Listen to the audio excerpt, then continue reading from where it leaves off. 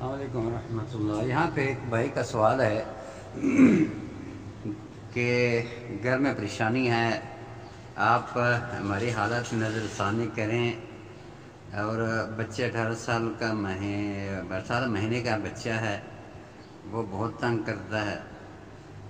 میرے بھائی، جو بھی کوئی سوال کرتا ہے وہ اپنی علامتیں سارے بتا دیں۔ ایک تو ان کی آواز انتہائی پست تھی، کان قریب سے لگا کے میں نے تھوڑی سی باتیں معلوم کی ہیں، اس کی میں بتا رہا ہوں۔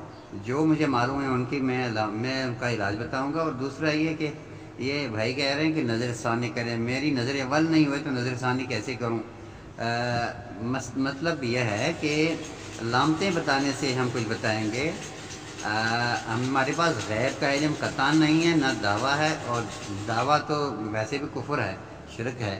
لہٰذا یہ اللہ کا اختیار ہے، اور اللہ کے پاس اتنا علم ہے کہ نامعلوم چیز کو معلوم کرے، اور بلکہ ہر چیز اللہ کے آگے ہوتے ہیں، سامنے ہوتے ہیں، سب کچھ معلوم ہوتے ہیں۔ لیکن ہم سے یہ توقع قطعاً نہ کریں کہ معلوم نہ ہو تو ہم معلوم کر کے بتائیں گے۔ نظر ثانی کرنے کے جو بھائی کہہ رہے ہیں ان کا مقصد یہی میں سمجھ گیا ہوں، لیکن میں اپنے بھائی سے یہ گزارش کروں گا کہ غیب کا علم صرف ایک اللہ رب العالمین کے پاس ہے۔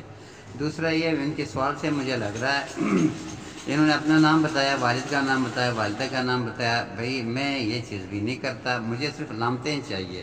ایک ڈاکٹر کے پاس جائیں، آپ اپنی بیماری بتاتے ہوئے بیماری کے بجائے اگر آپ والدین کا نام بتانا شروع کر دیں، وہ تو مذاق اڑائے گا آپ کا، بھائی مجھے کیا سمجھتے ہو؟